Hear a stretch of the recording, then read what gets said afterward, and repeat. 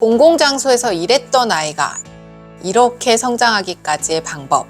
공공장소에서 아이가 떼를 쓸 때 어떻게 대처하는지에 따라 그 행동이 점차 사라지기도, 또 반대로 떼쓰기가 점점 더 강해지기도 합니다. 현명한 대처법을 오늘 알려드리도록 할게요.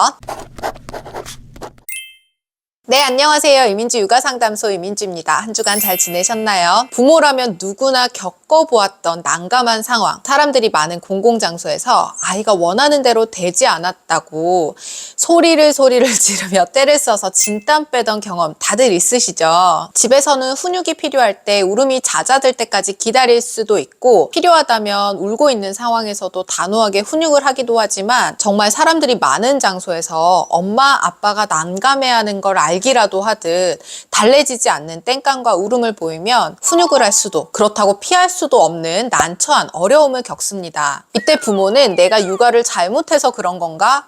내 아이가 너무 지나치게 고집스러워서 그런 건가? 5만 가지 생각이 들고, 몇 번 이런 상황을 겪고 나면 마트나 식당과 같이 사람들이 많은 장소에 가기가 두렵고 피하게 되기도 하는데요. 저희 아이의 경우도 생후 13개월쯤부터 2돌 전후까지도 마트에서 고래고래 소리를 지르고 들어눕기 시작하더라고요. 일단 이 시기에 아이가 떼쓰는 모습을 보이는 건 육아의 방식이 잘못된 것이 아니라 자아가 강해지면서 보이는, 그러니까 성장 과정에서 보이는 매우 당연한 모습입니다. 다만 이 행동을 당연시 받아들이고 크면 괜찮아지겠지 방관하거나 회피하는 것으로 제대로 가르치지 않는다면 나아지기는커녕 살아가면서 지켜야 하는 사소한 약속부터 어린이집, 유치원의 규칙, 크게는 사회적 규범을 지키는 것조차 조절이 어려워질 수 있습니다. 공공장소에서 떼쓰는 아이, 오늘부터는 이렇게 대처해보세요. 첫 번째는 공공장소 가기 전에 미리 알려주세요. 마트, 도서관, 식당 등 공공장소에 갈 계획이라면 그 장소에 가기 전에 먼저 아이에게 알려주셔야 합니다. 마트에 갈 건데 마트에 가서는 필요한 것만 사는 거야. 크게 소리 지르거나 울고 떼쓰면 안 되는 거야. 식당에서는 뜨거운 것도 있고 식사하는 사람들도 많지. 소리 지르고 돌아다니면 안 되는 거야. 키즈카페에 갈 건데 거기 장난감은 우리만 가지고 노는 건 아니야. 다 놀고 나면 다른 친구도 빌려줘야 되는 거야. 이 말을 아이가 알아듣지 못한다고 판단하고 알려주지 않는 경우가 많아요. 그리고 떼쓰는 상황이 되었을 때도 역시나 설명하지 않고 달래기 급급하거나 달래지지 않으면 그냥 그 장소를 뜨는 것으로 상황이 종료되는 경우가 많은데요. 알려주셔야 합니다. 가르쳐주는 거예요. 아이는 매일매일 성장하고 있고 매일매일 배우고 있습니다. 돌쯤 지났다면 안 돼 정도의 부정적인 의미를 알아들을 수 있기 때문에 간단하게라도 그 의미를 전달하시면 되고, 그 후에는 발달에 따라 알아들을 수 있는 수준 정도에 맞춰 반복해서 알려주셔야 해요. 수차례, 수개월 반복하면서 공공장소에서는 이렇게 하는 행동은 안 되는 거구나 배우고 조절하게 됩니다. 자, 두 번째는 공공장소에서의 훈육을 회피하지 마세요. 아이들은 눈치가 빠르기 때문에 사람들이 많은 장소에서 떼를 쓰면 잘 통하더라, 원하는 것을 더 쉽게 얻을 수 있더라, 재빠르게 체득합니다.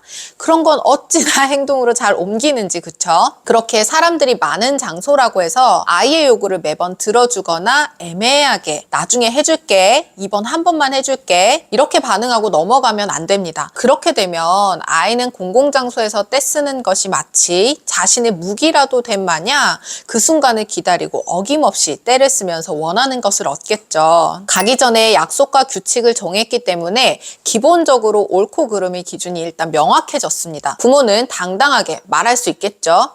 약속했지, 옳지 않은 행동이라고 알려줬지, 1차 경고 정도로 전달해 주시고요. 그럼에도 불구하고 떼쓰는 강도가 더 높아진다면 이때는 정확하게 아이와 아이 컨택, 눈을 보고 말해주세요. 이때 아이 컨택이 되지 않은 상태에서 훈육은 크게 의미가 없습니다. 그만, 사람들이 많은 공간에서 떼쓰고 약속을 지키지 않으면 더 이상 여기 있을 수 없어, 집으로 가야 해, 간결하지만 단호하게 전달하는 것으로 훈육해 주세요. 단 이때 부모가 반드시 지켜야 하는 것이 있습니다. 사람들이 많은 장소에서 떼를 쓰거나 제멋대로 행동하는 것을 못하게 하는 이유는 공공장소에서는 남에게 피해 주지 않아야 한다는 것을 가르치기 위함이죠. 그런데 공공장소이고 사람이 많은 공간에서 훈육을 한답시고 언성이 높아지거나 아이와 신경전을 벌이면서 소란을 피우는 것은 결국에는 남에게 피해를 주는 행동이죠. 훈육을 피하거나 회피하지는 말아야 하지만 이 언성이 높아지고 쉽사리 상황이 정리되지 않겠다 싶으면 사람들이 없는 장소로 자리를 옮기거나 식당이라면 밖으로 나와서 단호하고 간결하게 훈육해 주시는 것이 바람직합니다. 꼭 명심해 주세요. 세 번째는 일관되게 반응하세요. 이렇게 충분히 알아들을 정도로 설명을 했을 때 진정이 되거나 상황이 나아진다면 다시 장을 보거나 식사를 할 수 있지만 그럼에도 불구하고 상황이 나아지지 않는다면 더 이상의 실랑이나 설명, 설득, 훈육이나 비난보다는 일관되게 약속했던 대로, 설명했던 대로 그 자리를 정리하고 집으로 돌아가셔야 합니다. 그리고 그 다음에 장 보러 갈 때도 똑같이 가기 전에 규칙에 대한 안내, 그리고 공공장소에서 지켜야 할 것과 하지 말아야 하는 행동에 대해 알려주고 잘 지켜지지 않을 때 적절한 훈육을 하고 그럼에도 지켜지지 않는다면 집으로 귀가. 이 과정을 일관되게 반복해 주셔야 합니다. 너무 이론적이지 않나요? 현실에서는 안 되던데요 라고 할 수 있지만 아이가 가진 어떤 행동을 수정하고 가르치기 위해서는 안 되기 때문에 이 방법 저 방법 써보는 것이 가장 위험합니다. 아이의 입장에서는 이 방법이 통하나 저 방법이 통하려나 하나하나 시험해봐야 하기 때문에 부모의 일관되지 않은 기준이 오히려 아이에게는 불안감과 혼란으로 느껴질 수 있어요. 어찌 보면 부모와 아이 모두가 힘겨루기를 해야 하는 악순환의 반복이 되겠죠. 빨간불 신호에는 멈추는 거야. 초록불이 바뀌면 안전하게 건너는 거야. 누가 봐도 언제 봐도 흔들리지 않는 일관된 규칙, 규범이 오히려 아이의 행동을 옳은 방향으로 잘 수정해 나갈 수 있는 안정되고 쉬운 방법입니다. 그리고 몇 번 같은 말을 반복했다고 해서 변하지 않아요. 알잖아요. 그쵸? 우리가 보여주는 삶의 방식은 아이에게 서서히 스며드는 것이기 때문에 10번, 20번 했는데 가르쳐준 대로 실천하지 않는 모습에 비난하거나 포기해버리는 것은 부모로서 잘못했다는 게 아니라 어떤 시도를 해서 힘들게 여기까지 도달한 게 사실 아깝잖아요. 우리 아이인데 놓아버리는 건, 포기해버리는 건 너무 아까워요.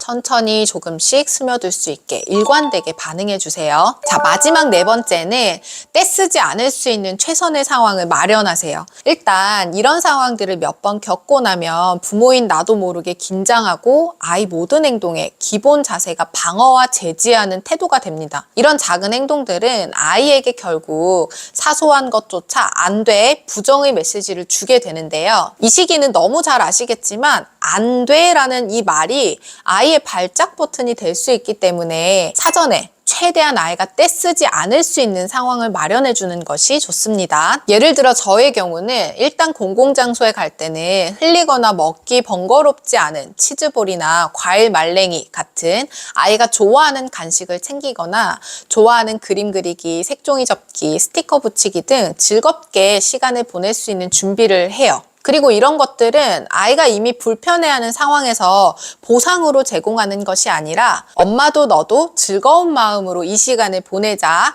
라는 의미로 챙겨요. 돌쯤부터 한 2돌, 30개월쯤까지는 제가 알아서 이것저것 챙겼다면 이제 곧 5살인 지금은 어디로 가? 카페 갈 거야, 마트 갈 거야. 장소를 알려주면 알아서 자기 가방을 척척 챙기는데요. 엄마 볼일 볼 때는 유모카에 타서 책 볼 거야, 간식 먹을 거야. 스스로 자기 시간을 조절하고 통제하는 것까지도 충분히 가능해질 수 있습니다. 자, 이렇게 오늘은 공공장소에서 아이가 떼를 써서 난감한 상황에 어떻게 대처하고 훈육해야 하는지 방법에 대해 알려드렸는데요. 오늘 영상도 꼭 도움되셨기를 바라며 저는 다음 주에 또 유익한 육아 정보로 찾아뵐게요. 안녕!